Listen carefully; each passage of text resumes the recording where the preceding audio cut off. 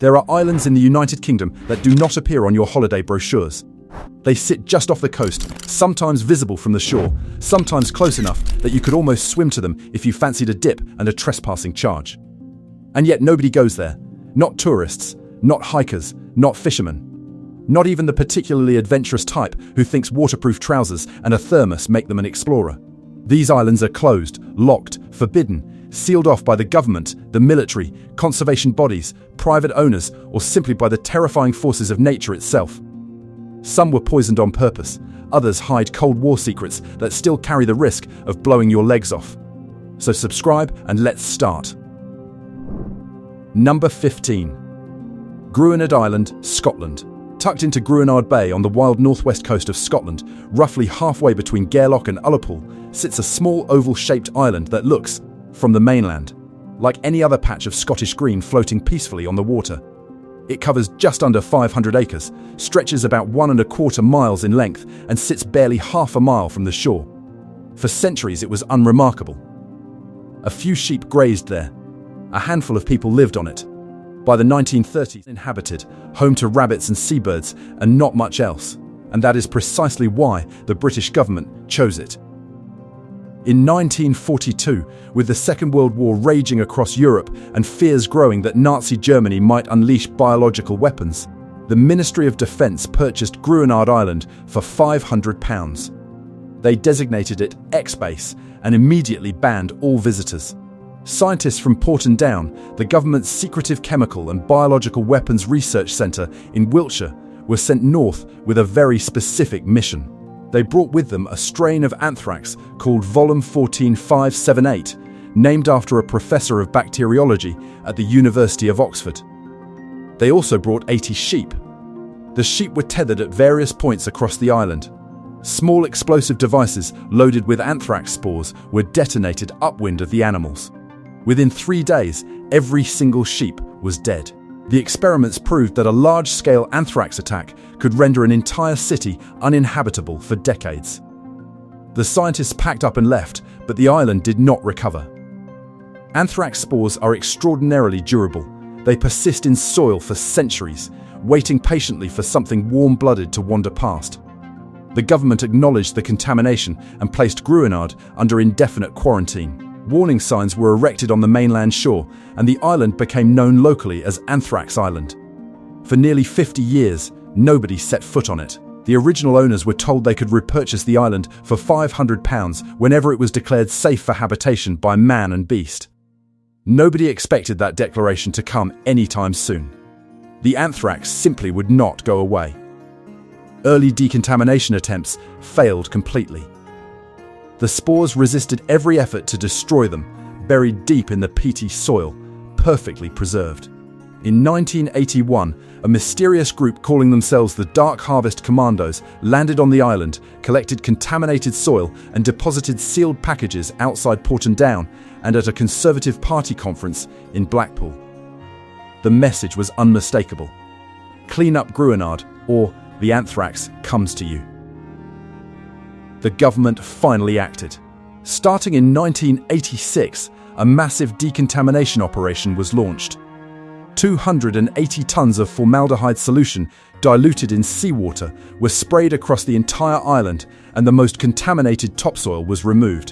In 1990, the government declared Gruinard safe and returned it to the heirs of the original owner, who repurchased it for £500. Today you can technically visit, but there is no ferry service, no facilities, and many locals still refuse to go anywhere near it. Number 14. Rockall, North Atlantic. 260 miles west of the Scottish Outer Hebrides, in one of the most ferocious stretches of the North Atlantic Ocean, there is a rock. Not an island in any meaningful sense. A rock, 17 meters above the waves at its tallest point, and measures roughly 25 meters across at its widest. It has no soil, no vegetation, no fresh water, no shelter, and absolutely no reason for any sane human being to go anywhere near it. Waves regularly crash over the summit during winter storms, which means that even the rock itself is not always above water. Rockall is, by any reasonable measure, one of the most hostile and inhospitable places on the surface of the planet. and yet 4 countries want it. The United Kingdom formally annexed Rockall in 1955, sending a Royal Navy party to climb the rock, plant a flag, and cement a brass plaque to its surface. The motivation was not patriotic ambition, but Cold War paranoia. Britain was about to begin testing nuclear weapons in the North Atlantic, and there were concerns that the Soviet Union might try to use Rockall as an observation post. In 1972, Parliament passed the Island of Rockall Act, formally incorporating the rock into Scotland as part of the Western Isles. Ireland, Iceland, and Denmark, on behalf of the Faroe Islands, all dispute the claim, largely because the surrounding waters contain rich fishing grounds and potentially vast reserves of oil and gas. Landing on Rockall is extraordinarily dangerous and vanishingly rare. Fewer than 120 people have ever managed it in recorded history. In 1985, survival expert Tom McLean spent 40 days on the rock in a tiny resin shelter. In 2023, Army veteran Christopher Cameron attempted 60 days but was forced to call for rescue after ferocious gales destroyed his equipment and nearly swept him into the sea. The Coast Guard helicopter from Stornoway pulled him off, suffering from hypothermia. No commercial ferry visits Rockall. The Atlantic simply will not allow it. Number 13. Foulness Island, Essex. The largest island in Essex and the 4th largest off the English coast sits at the mouth of the Thames estuary, just 15 miles from Southend-on-Sea. Foulness Island covers roughly 6,000 acres of flat marshland, populated by approximately 200 people living in 2 tiny villages called Churchend and Courtsand. It sounds like any number of sleepy, forgotten corners of rural England. It is not. It belongs to the Ministry of Defence, and it has done since 1915. The island is used as a weapons testing range. On weekdays, when the red flags are flying, missiles, torpedoes, and high-explosive ordnance are detonated across the marshes, sending shockwaves that can be felt as far away as Southend. The landscape is dotted with watchtowers, launch platforms, fenced compounds, blast-proof bunkers, and mysterious dome-shaped structures that nobody in the surrounding villages has ever been invited to inspect. During the Second World War, full-scale replica Atlantic walls were built on Foulness for the testing of breaching weapons in preparation for D-Day. The island has been blowing things up professionally for over a century. The only road onto Foulness passes through a security checkpoint at land guards who will ask for your permit before you go any further. Residents carry passes. Visitors do not get in unless they have been specifically invited. The only public access is through the Foulness Heritage Centre, which opens on the first Sunday of each month between April and October. Even on those days, visitors must stick to the designated main road and must not wander off the approved route. Straying into restricted areas will result in the Ministry of Defence security team paying you a visit, and they will not be offering tea and biscuits. There is another way onto the island, though nobody recommends it. The Broomway is an ancient tidal footpath that crosses the Maplin Sands from the mainland at Great Wakering. The path is now unmarked, and the tide comes in faster than you can run. Quicksands and deep mud wait for anyone who strays from the invisible line. People have died on the Broomway. It has been called the most dangerous path in Britain, and even if you survive the cross on an island where the military tests explosives. Number 12. Grassholm Island, Pembrokeshire. 11 miles off the southwestern coast of Wales, past the better-known islands of Ramsay and Skomer, there sits a tiny, barren lump of rock that appears from a distance to be covered in snow. It is not snow, it is birds. Approximately 39,000 pairs of northern gannets breed on Grassholm every year, making it the 3rd largest gannet colony in the world, behind only Bassrock and St Kilda, both in Scotland. The colony represents roughly 7% of the entire global population of northern gannets, all crammed onto an island that covers barely 22 acres. Nobody is allowed to set foot on Grassholm. The island has been owned by the Royal Society for the Protection of Birds since 1947, making it one of the oldest RSPB reserves in Wales. And the organisation enforces a strict no-landing policy without exception. The gannets are simply too vulnerable. They nest so densely that a single human walking across the island could crush dozens of eggs or chicks underfoot. The birds have no fear of humans because they have never needed to develop any, which means they would not move out of the way. A careless visitor. Several boat operators run trips around Grassholm during the summer months, approaching close enough for passengers to witness the spectacle without stepping ashore. Tens of thousands of gannets wheeling overhead, diving into the sea at 60 miles per hour, folding their wings back like white arrows and plunging beneath the surface. You can look, you can photograph, you can marvel, but you cannot land. The gannets have claimed Grassholm, and the RSPB intends to keep it that way. Number 11. Orford Ness, Suffolk. Stretching 10 miles along the bleak Suffolk coastline, Orford Ness is a shingle spit that guards some of the darkest secrets in modern British military history. For 70 years, from the First World War until the Ministry of Defence finally handed it to the National Trust in 1993, the island was sealed behind security fences, police watchtowers, and official threats of prosecution for anyone who tried to get too close. Even today, access is strictly controlled, limited to designated open days when a small National Trust ferry crosses the River Orr from the village of Orford. The history of Orford Ness reads like a paranoid thriller. During the First World War, it was used for experimental work on bomb ballistics and early radar technology. In the Second World War, it became a testing ground for weapons development. As the Cold War intensified, the Atomic Weapons Research Establishment built a series of structures on the spit known as the pagodas.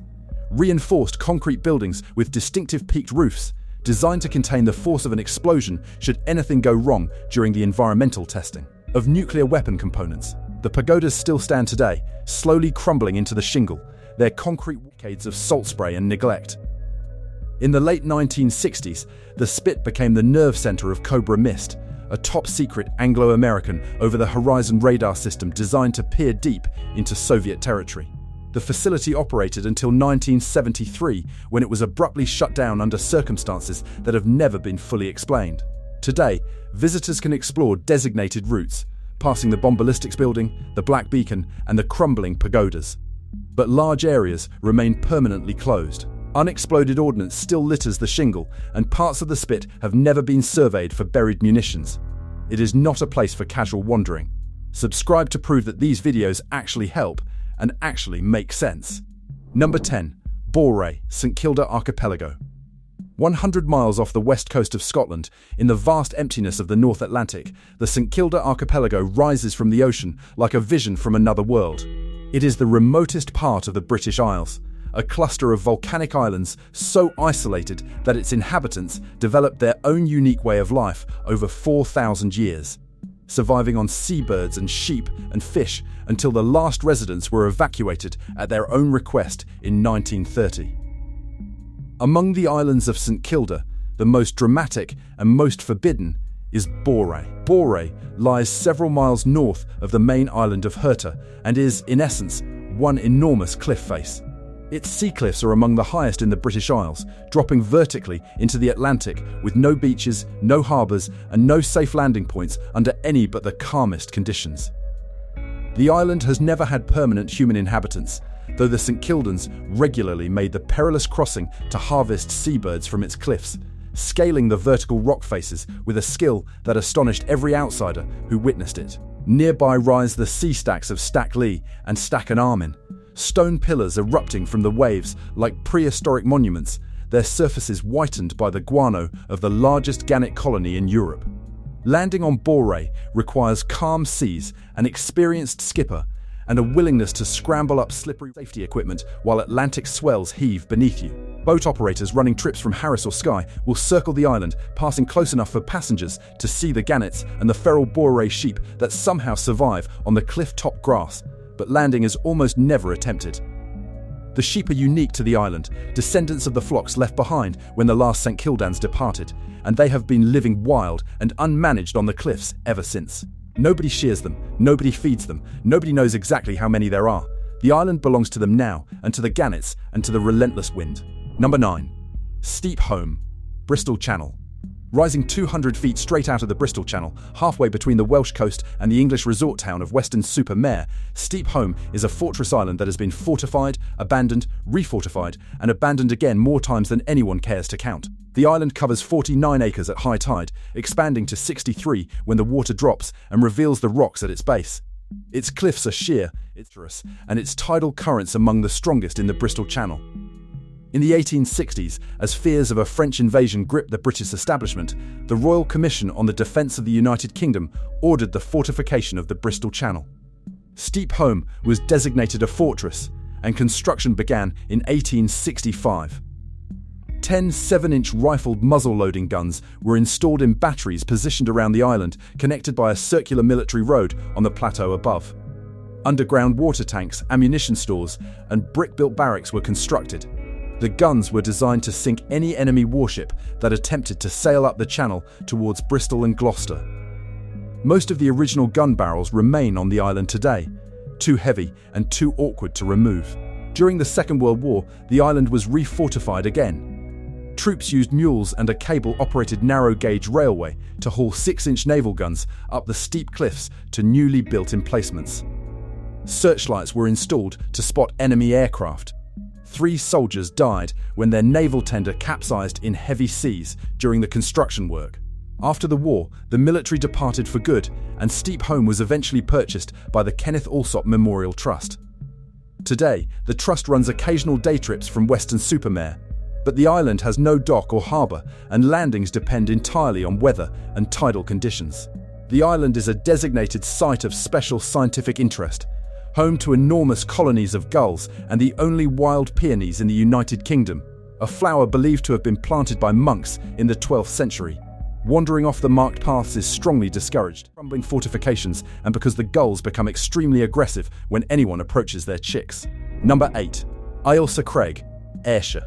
10 miles off the Ayrshire coast, roughly halfway between Glasgow and Belfast, an extinct volcanic plug rises over 1,100 feet from the sea in a near-perfect cone of ancient granite. Ailsa Craig is unmistakable from any point along the southwestern Scottish coast, a brooding symmetrical mass known locally as Paddy's Milestone because of its position on the sea route between Scotland and Ireland. It extends to about 2 miles in circumference and contains one of the largest gannet colonies in the world, with tens of thousands of pairs nesting on its cliffs every breeding season. Ailsa Craig has been in private hands for centuries and was put up for sale by the Marquess of Ailsa. The island is perhaps best known globally as the source of blue hone granite, the specific type of stone from which the finest curling stones in the world are made. The quarry operated on the island for generations, producing granite of such exceptional density and consistency that it is prized by curling federations worldwide. Olympic curling stones are made from Ailsa Craig granite. There is, quite literally, no substitute. There is a small cottage at the foot of the cliffs, a ruined castle roughly 60 meters up the path, and a lighthouse built by Thomas Stevenson in the 1880s. Landing is possible only by private boat from Girvan or by helicopter, dependent on calm seas. The island has no permanent residents, no regular ferry service, and no public facilities. The gannets control the upper cliffs, the grey seals command the rocky shoreline, and the only sound is the wind and the shrieking of 40,000 birds. Number 7. Holy Isle. Sitting in Lamlash Bay off the eastern coast of the Isle of Arran, Holy Isle measures barely 3 kilometres long and 1 kilometre wide. It is visible from the Arran shore, close enough that on a calm day you might consider swimming across, though the locals will strongly advise you not to try because of the unpredictable currents. The island has a spiritual history stretching back at least 1,400 years, when a 6th century monk called Saint Molaise lived in a cave on its western shore and used the natural spring nearby for his daily needs. That cave still exists, and the spring still flows. In 1992, the island was purchased by the Samyeling Buddhist community, linked to the first Tibetan Buddhist center in the Western world. Under the vision of Lama Yeshe Rinpoche, the island was transformed into a center for spiritual retreat and ecological restoration. At the northern end, the Center for World Peace and Health offers courses and guest accommodation between April and October. At the southern end, a closed long-term Buddhist retreat takes place, with women spending 3 or even 4 years in silent meditation behind gates that no visitor is permitted to enter. Day visitors can take a small ferry from Lamlash during the summer months, but the island operates under strict rules. Dogs, alcohol, and smoking are not allowed. Visitors must remain on marked paths and respect the silence of those in retreat. Large sections of the southern end are permanently closed, fenced, and signposted. The island is a designated site of special scientific interest, home to wild Eriskay ponies, Soay sheep, and Saanen goats. Tibetan Buddhist symbols have been carved into the rocks, and prayer flags flutter from trees and fences. It is one of the strangest juxtapositions in the British Isles, a Scottish island turned Tibetan monastery. Number 6. North Rona. 44 miles northeast of the Butt of Lewis, the northernmost tip of the Outer Hebrides, North Rona sits in the open Atlantic like a forgotten full stop at the end of a very long sentence. It is one of the most remote islands in the British Isles, a mile-long scrap of grass and rock that has no harbour, no jetty, no buildings in habitable condition, and no permanent population. The last residents departed in the 1840s after a succession of disasters, including a plague of rats that devoured the island's grain stores, and the island has been uninhabited ever since. Getting to North Rona requires a dedicated charter boat, calm seas, a window of favourable weather that may not arrive for weeks, and a willingness to make a difficult landing on a rocky shore with no shelter from the Atlantic swells. Even experienced seafarers consider the crossing dangerous. The island is a designated national nature reserve and a site of special scientific interest, protected for its enormous breeding colonies of grey seals and seabirds. Between October and December, hundreds of grey seal cows haul themselves onto the beaches to give birth, and the island becomes one of the most important pupping sites in Europe. The ruins of a chapel dedicated to Saint Ronan, dating from the 8th century, still stand near the centre of the island.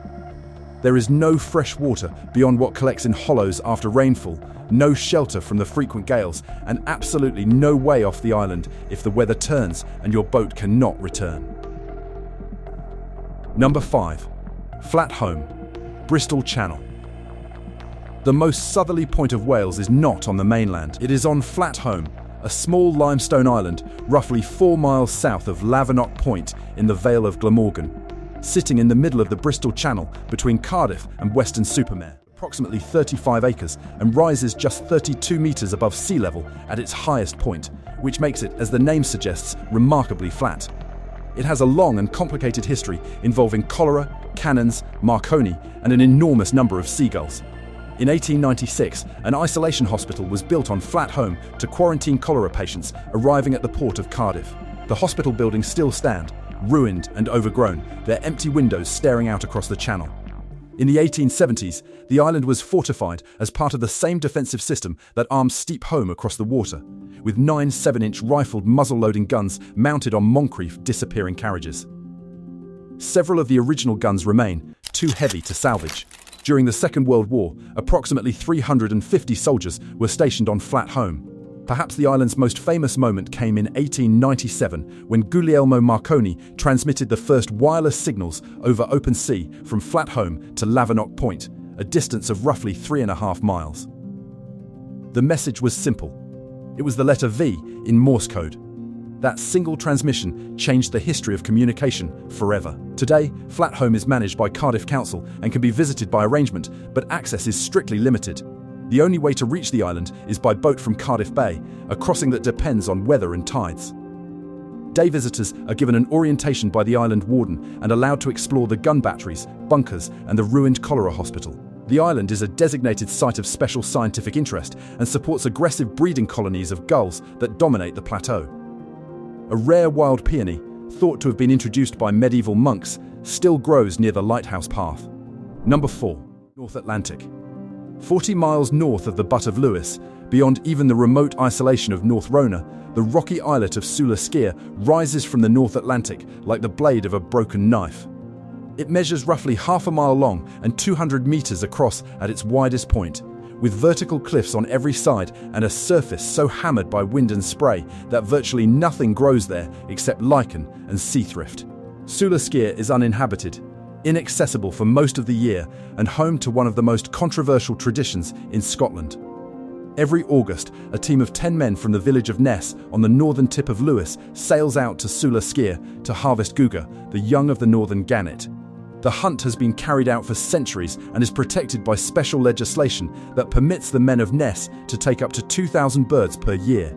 The guga hunters spend approximately 2 weeks on the island, living in primitive stone bothies, catching the young gannets by hand, plucking and salting them for preservation. The cured guga is considered a delicacy in the Western Isles, with a strong, oily flavour that divides opinions sharply between those who grew up eating it and those who find the idea revolting. Outside of the annual hunt, Sula Skier is effectively closed to the public. There is no harbour, no jetty, and landing requires scrambling up sea-worn rocks in conditions that are dangerous even in calm weather.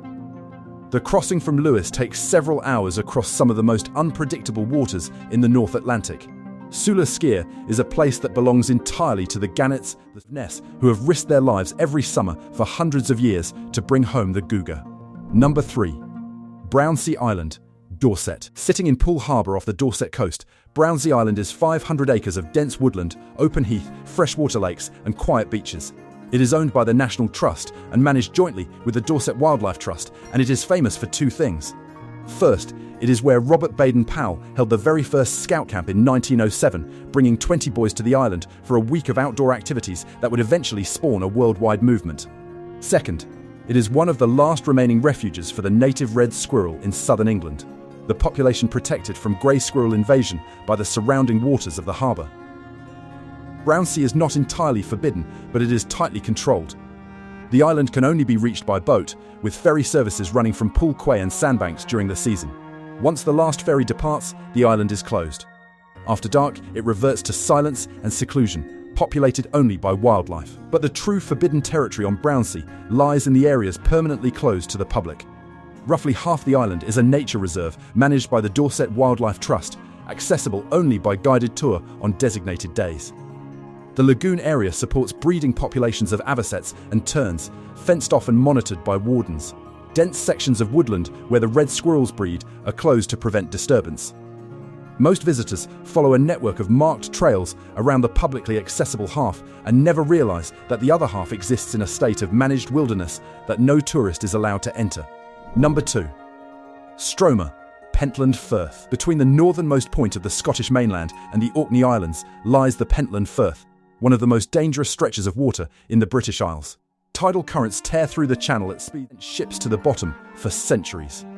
Sitting right in the middle of this chaos, roughly 2 miles off the coast of Caithness, the island of Stroma covers approximately 375 acres of flat, windswept farmland surrounded by cliffs that drop straight into the boiling current. Stroma was inhabited for centuries. At its peak, the island supported a population of around 375 people, living in a cluster of stone houses along the eastern shore.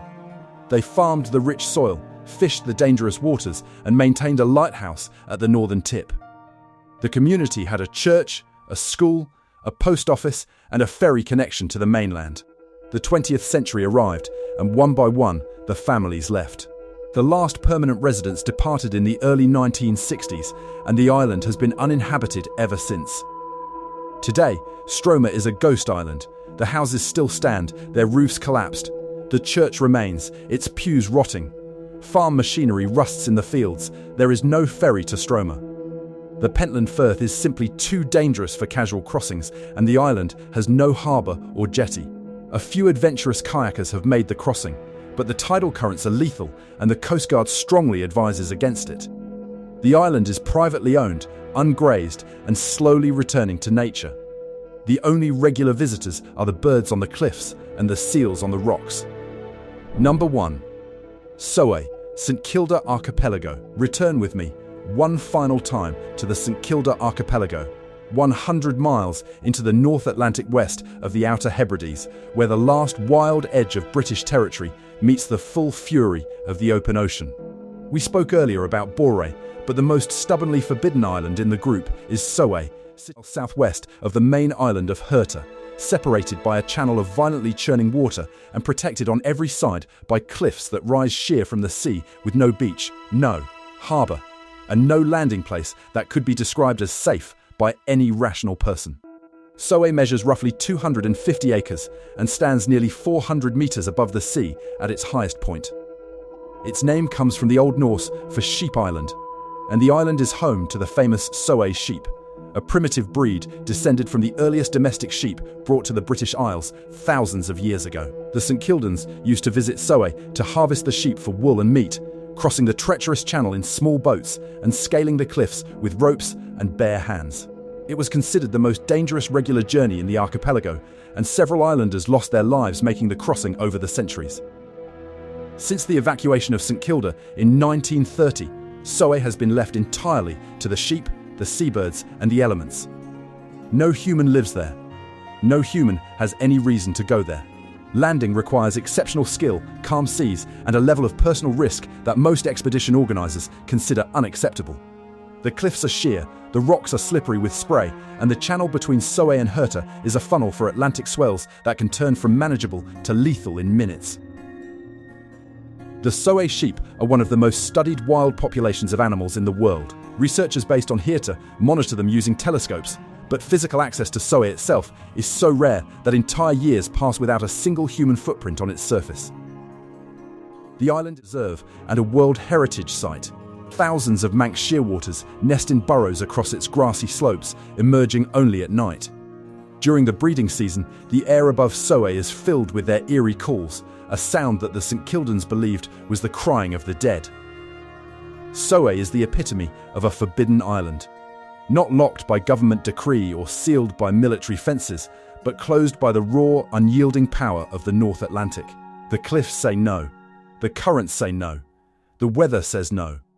And the sheep, grazing peacefully on their vertical pastures 400 meters above the waves, could not care less whether you come or not. They have been there for thousands of years, long before warning signs were invented, long before anyone thought to put a fence around an island. These 15 islands are scattered across the United Kingdom, from the marshes of Essex to the volcanic rocks of the North Atlantic, from the anthrax-soaked soil of the Scottish Highlands to the gannet-whitened cliffs of Pembrokeshire. Some are closed by law, some are closed by nature, some are closed by choices made decades ago that still echo forward into the present. They are the places where you cannot go, the islands beyond the reach of ferries and footpaths. And perhaps that is precisely what makes them so fascinating. We always want most desperately to see the places that do not want us there. I am a grandpa. And a grandpa worries. Take care of yourself.